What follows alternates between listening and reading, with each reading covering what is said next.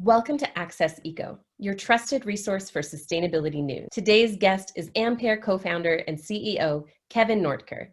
Kevin has contributed to stealth aircraft and satellite development programs, and to our understanding of the universe as a research fellow at NASA's Jet Propulsion Laboratory. An entrepreneur at heart, Kevin is driven to apply the science and engineering disciplines of large aerospace organizations to pressing environmental problems.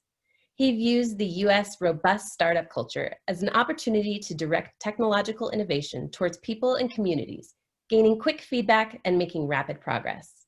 Ampaire's plan for today, tomorrow, and beyond allows them to deliver electrified aircraft to airlines, manufacturers, and other customers far sooner by revolutionizing aviation with electric power, making aviation more fuel efficient, more cost efficient, and more accessible to communities throughout the globe. Kevin, it's such a pleasure to have you on the show today. Hey, pleasure to be here, thanks. So in some really exciting news, you recently flew your second hybrid electric aircraft demonstrator, correct? The retrofitted Cessna 337 Skymaster? That's absolutely right. Yep, it was back on September 10th. We took our first flight, so that's our second full-scale hybrid electric plane. It's in a twin engine configuration, and very exciting for the team to hit that milestone. And even more exciting is that to kick off that flight test program, over the first 2 weeks or so, we had a daily flight cadence and even flew twice in one day. So just incredible achievements, longest duration flight over 2 hours, far exceeding even our baseline expectations there. So really big achievement for Ampaire and the team. Oh, well, that's really exciting, because the last time we spoke, I was saying, well, I can't wait until it's about that 2-hour range so I can get to Flagstaff from LA. Exactly. We know how much important range is for everybody who wants to fly. I mean, if you think about electric vehicles, range anxiety is a real thing there. So we can make sure that you're always going to get to the destinations you want to get to. It's critical. Right. And I know that you call this plane the electric eel, right? Mm-hmm. And you've really made some improvements on the performance, the reliability, and the safety. Tell us about how, and it's a hybrid, so it has a jet propulsion, it has a propulsion engine and an electric engine. Is that correct? Yeah, so we've got two propellers pushing the air. In the Skymaster configuration, it's kind of an interesting airplane where you have both of the propellers in line, kind of center line on the plane, one in the nose, one in the tail. And so what we've done is we've actually taken that propeller that's up in the nose and we're powering it by a fully electric drivetrain. So think about what goes into your electric vehicle, where you've got your lithium-ion batteries going through power electronics and turning a motor that ultimately propels the propeller. That's what we have in the nose of the plane. And then in the rear of the plane, we have the standard combustion engine. And so these two systems work in tandem with each other and give really compelling performance. Wow. So I remember watching one of the conferences that you gave, and you talked a little bit about that Tesla roadmap, how they started with a hybrid, kind of like you're doing, and that developing a practical and compelling product and getting it to the market as quickly as possible. Can you tell us a little bit about how Ampaire is doing a similar kind of model and following that same trajectory? Yeah, definitely. And so specifically the alignment with Tesla's approach is that we're starting with retrofits. If you think back to Tesla's first Roadster, is actually a modified Lotus Elise, right? And so it's the idea that you focus on the heart of the problem, the heart of the opportunity, which is the new propulsion systems, the new energy storage, and getting that integrated into the planes in a way that's approved for safety by the FAA and other regulatory agencies. That's really the core of the problem in aviation as well, is that the new propulsion and the integration of those systems. And so a lot like Tesla's Roadster, our first products are going to be retrofit of the airplanes that are known and loved and used in this industry already for these short hop flights. And so that's where we're beginning. Of course, we've got a long vision for new build planes, much like, you know, your Model S, Model 3 type stuff. And those will come eventually. But we definitely believe that the first place to prove the safety of these systems and the usefulness is in those retrofits. Absolutely. And I know in the retrofit model, I was talking to you before the show started that, I've always been wondering, okay, I'm so glad we're starting to bring in a lot of electric aircraft, that these are on the horizon. I mean, other companies, they're just on the horizon, though they're not actually flying as you are. And I want to talk about that a little bit more later. But speaking about, you know, retrofitting aircraft, tell us, who are some of the customer base that you have, and what are some of those projects that you've been taking on? Yeah, so when we look at building products, the first question that any good product builder should be asking is who cares? Like, why would somebody want to buy this product? How would they use it? What are their requirements? And then talking with them and engaging directly. So we've been talking closely with our customer base since early 2017, just around the corner Wow. from when we founded the company, and working closely with them. So the first deployment of one of our planes to a customer for daily use is actually going to be this plane that we flew earlier this year, and it's destined for island hopping in Hawaii in partnership with one of our airline partners, Mokulele Airlines, and a group which supports business development in Hawaii called Elemental Accelerator. And so we're taking this retrofit, a plane that is available in the near term and meets the performance requirements of the planes, and we're providing it to customers who fly these regional routes. So imagine the airlines that hop around the islands in Hawaii. This is a perfect use case for an initial product here. They already fly those routes, and so in this case, we'll be able to do a demonstration project flying one of their routes on Maui. In addition to the routes in Hawaii, we're also working domestically in Alaska. And so as part of a program called Launch Alaska, we're talking with airlines. There are well over 100 aircraft operators in Alaska, and hundreds, I think the count was 700 airports in Alaska. It's just Wow. unheard of. It is a lifeline for those communities up there. And by Mm. talking and working with those stakeholders, the airlines, the airport authorities, the regulators, and the communities, that's really where you can identify the most important places to deploy these products. In addition to the domestic ones, we've also got some really exciting international opportunities. So back in 2018, I lived in Norway for 3 months, working closely with all of the stakeholders there because, like Alaska, Norway has aviation as a critical part of its transportation infrastructure and a deep commitment towards sustainability and clean vehicles. And so we've got opportunities in Norway, opportunities in the UK. We were just awarded some big programs there. Just got accepted into a business development program working with airlines in Dubai and the UAE, and then also have some strong partnerships with groups elsewhere in the world. Um, and so it's a very exciting and global opportunity for us. That is exciting. Well, that definitely clears up my next question, which I was going to ask if you are anticipating pursuing any international type certifications for the aircraft. So obviously, if you're Definitely. in all these countries.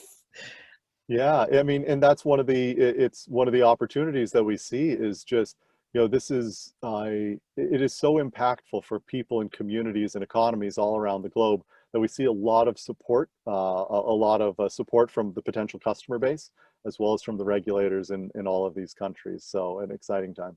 That's great. Speaking of regulators in those countries and our countries, are there any FAA challenges that you are anticipating coming up against, and how are you planning to overcome those? Yeah, so the FAA and their counterparts around the world do a great job of making sure that airplanes are safe to fly in. I mean, the reason that you and I have no question jumping into a plane and flying across the country is because the FAA does a very good job of regulating that safety. What it also means is that any new technology, anything that's not really proven through decades of flight, that's looked at with a magnifying glass. Every nook and cranny, every bit of the new technology needs to be proven and demonstrated as sufficiently safe for commercial operations. So that results in a relatively high barrier to entry for actually getting the FAA approval. So what we anticipate is the new technologies, the electric propulsion units, the energy storage systems or lithium-ion batteries. These are the areas where the FAA is going to be particularly sensitive and need us to prove that the aircraft is safe. In addition, what does it mean to be, you know what it is to be out of fuel in a plane, but at what point do you say you're out of charge? Because you won't be depleting your batteries down to zero. So there's some nuances, some questions on what do you display to a pilot? How does the pilot have authority and control over a plane? All of these are new areas driven by the new technology, and areas where we'll have to be working closely and already are working closely with the regulators to find the path through. I know you have a really dynamic team there at Ampaire, and so you do rely on I think someone's from SpaceX, is that correct? And you have sort of those other industries that have already been using these electric technologies. Are you relying heavily on some of their expertise to know when do you need to land as far as a battery charge is concerned and these kind of things? Yeah, so we are trying to stand on the shoulders of innovation for decades in both of the industries where we're at the intersection. So the electric vehicle industry and the aerospace and aviation industry are converging here with Ampaire. And so we've pulled just tremendously talented people from both of those industries. So whether it's the SpaceX's, Virgin Galactic's, Boeing's, Northrop Grumman's, those types of companies on the aerospace side, or the Teslas and other electric vehicle startup companies and established companies, we're really pulling in talent where we can bring the best innovations that already exist, but then bring the context to know where existing technology isn't good enough for our applications. And that's really where the invention and innovation happens, is at that intersection. Definitely. And you guys have a really good relationship with NASA as well, right? You worked for them, or you were a research fellow, is that correct, for NASA?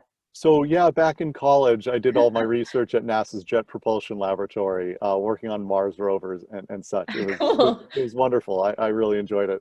We were working with a different group within NASA here at Ampaire, which is focused on aviation, on sustainable aviation, and how do you get these benefits of electrified propulsion into commercial aviation as rapidly as possible. So their initiative is like, straight line aligned with our company's mission. So very good partnership there. So we've got a few contracts ongoing with that group in NASA, looking at taking our technology, which is currently flying in the 6-seater plane, as we've mentioned, and Mm-hmm. scaling that up to larger commercial transport class planes, starting next with a 19-seater plane.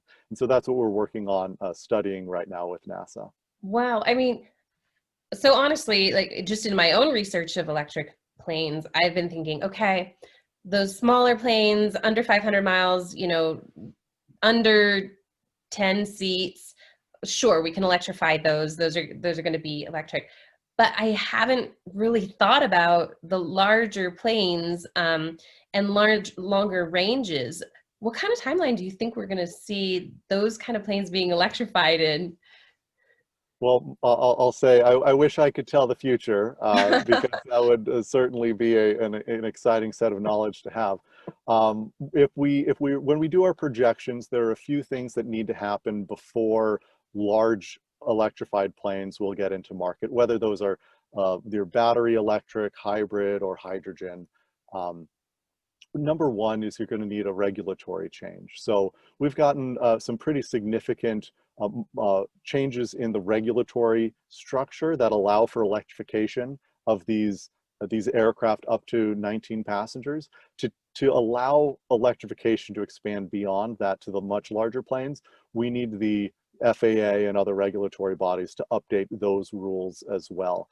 I anticipate that's it's unlikely to happen within the next 5 years. I'd be very pleased if it happened within the next 5 to 10, though. Second to that is the technology base. So when you get a bigger plane, it's going to require more power, which requires a greater amount of energy storage. And so you're looking at how do batteries have to perform for a fully electric, very large plane. It's that's going to be a major challenge. But when you look at hybrid electric or potentially fuel cell or hydrogen planes, there are some opportunities to scale up to the larger planes, the 50 passenger, 100 passenger type of planes. And we see projects ongoing with that. The core, though, is that in order to make any of those planes work, you have to have proven technology. And so that's what we're doing on the smaller planes first. We're kind of, crawl, walk, run. You start with the small planes, prove out the tech, and then scale it up into the bigger planes. And so I'd say, a big plane, if it happened in the 2030s, it would be a tremendous success. And do you think it'll probably be hydrogen cells if that is happening in the 2030s? Or do you think that maybe solid state batteries might start bringing that technology forward? What are your thoughts? I know you can't predict the future, but yeah, well, I spent a lot of time thinking about it, and my team certainly models out the what if scenarios here. Really what we're going to probably see are a twofold. The technology will work for either the hydrogen or a hybrid electric at that scale. I think it's unlikely to be pure electric at the very large aircraft size. So hybrid or fuel cell, there's an open question on whether the infrastructure and other kind of costs around hydrogen generation and storage, whether that'll make it economically viable to be a hydrogen operated aircraft. But with that said, there are a lot of things that could happen over the next decade, and it's very possible that those those risks will be alleviated or mitigated. So what we're doing is we're designing our system so that we can be backwards compatible with whatever new emerging technologies, whether they're solid state batteries or fuel cells. We'll be able to get those integrated with our propulsion systems and into the planes that we know and have certified, and see that as a way to be resilient and opportunistic about all these changes going forward. And that's great. That's why you have so many regional airlines coming to you asking for these contracts, because they know that you're forward thinking, that regardless of what the technology does, that you have been thinking about, okay, if it does this, we're going to do that. If the technology goes here or the regulations go there, we've already future planned for just about every scenario that we could think of, right? Absolutely, and it drives down to the core of our company. I mean, our mission statement is to be the world's most trusted developer of practical, compelling electric aircraft. And when you think about it, trusted, practical, and compelling, these words kind of define the approach, right? It's working with planes that you already know and trust. It's working in a category that has existing technology that works today, and it's scaling that up kind of in a stepwise approach. I mean, the retrofits is a good example of that. And so I feel like we really embody that mission, and I'm very biased here, but I believe it's the right approach. I tend to agree with you. Speaking of the economic viability of, whether hydrogen's going to work, all these things, I really want to cut into, the means of what my audience really looks for is, how is this sustainability thing actually going to be profitable? And I always think about, the Kodaks of the world that was, the best in film and photography, and then didn't get on with the digital age. So they, missed out on so much opportunity of becoming the industry leader. And my dad and I always say, don't become a Kodak, make sure you move with the times. But beyond even just, that this is the wave of what's probably going to be the future, what's happening, how is this very in the near future with these communities being connected and things? How is this economically really helping out America and countries all over the world? So I'm really glad you asked this question, because this is the exciting part, right? Like, of course, we love nerding out about the technology, but the impact is Yes. really what's most exciting about this. So when you think about electric aviation, a lot of people talk about a sustainability aspect, but the truth is that the most compelling part of this is an economic impact. So the cost to fly a plane, a traditional combustion engine plane, is mostly fuel that's burned by that engine and maintenance on that engine. So recurring maintenance and overhauls. When you're looking at fuel burned by an airline, about 40% of their total operating budget is just on fuel, and 10% is on maintenance. And so you're looking at 50% of an operating budget could be spent on fuel and maintenance. Well, with electrification, and I'll give numbers specifically to a pure electric solution, you could reduce that fuel burn by up to 90%. You could reduce that maintenance cost by up to 50%. So you are looking at saving 25 to 40% of an airline's overall cost basis. That means that they'll be able to operate more routes more frequently to more destinations than ever before. And if you look at the layout of airports across the United States, there are about, if you were to buy a ticket on a major airline, 150 destinations you could fly to. If you were really creative and like figured out the smaller charters and some of these smaller airlines we were working with, you could probably find your way to about 500 destinations. Now 500, that's a lot more than the 150. There are over 5,000 airports that could be served commercially. So that 500 number, which seemed good, is still only about 10% of the infrastructure. So what happens when economically we can access all of those airports? When airlines can fly to the little municipal airport that's convenient and close to home and doesn't have to deal with TSA, and can connect you to that convenient airport that's either close to the business that you want to do business with, or maybe it's close to your grandparents' house and you want to go take the kids and visit them. Like Yep. there are the opportunities that are built through that increased accessibility, and the way that that affects the economy of these regions and the connectedness of these communities. That's really what gets us incredibly excited. Now, hybrid electric is one step in that direction. Yeah, and also not having to be that traditional spoken hub. You know, we were excuse me, we were talking about, you know, I like to fly from LA to Flagstaff. Well, I always have to go through Phoenix. And to be honest, with flight delays and things, sometimes it's taken me longer to fly than it has to drive. And I think, why did I even fly at this rate? And so the idea of being able to take, and the 2-hour range is right there at me being able to go, you know, Burbank to Flagstaff. It's so exciting to think I could just take a direct flight, and because the fuel costs are cut and the maintenance costs and all these costs have gone down so much, it would either cost me less or maybe initially a similar amount to fly directly into where I want to fly to. Yeah, absolutely. I mean, I mean, a lot of these cases, there's no way other than chartering an entire plane. So you're looking at, Mm-hmm. you know, $5,000 to $10,000 just to get that direction because you couldn't buy a ticket. So now the opportunity is to kind of democratize air travel, take what used to be a high-end business, an exclusive air travel experience, and let everybody access it because at a price point that works for you know 10 times as many people as it did before. And that's we think that that's going to have a huge impact economically and interpersonally. Absolutely. We spoke a little bit last time about the flyover states, you know, because it's not profitable for airlines to put their hubs in these flyover states. And so they're either not being served at all, or you're really having to make a ton of connections to get to where you want to go. Yeah, I mean, when you think about it, you know, a lot of these regions have like one major airport within a 2-hour drive. I mean, Yeah. if in the idea of like driving 2 hours to get to the closest international airport, one of these 150 hub airports, that's really tough. I mean, it's hard to justify that. And but most of these communities have a small municipal airport nearby, probably within 15 to 30 minutes. Oh, absolutely. And so Actually, yeah. my dad is from a tiny little town in southwest Kansas. It's actually just southwest of Dodge City, which is a tiny town itself. But they have a municipal airport. Mhm. And he calculated, though, to fly from Orange County, California to, I think he would have had to land in Wichita and drive out. He's like, by the time I drive to the airport, go through TSA, you know, make my connections, get to Wichita, rent a car. He said, it's going to take me almost the amount of time it would have to drive the 16 hours or whatever it was from California to Kansas.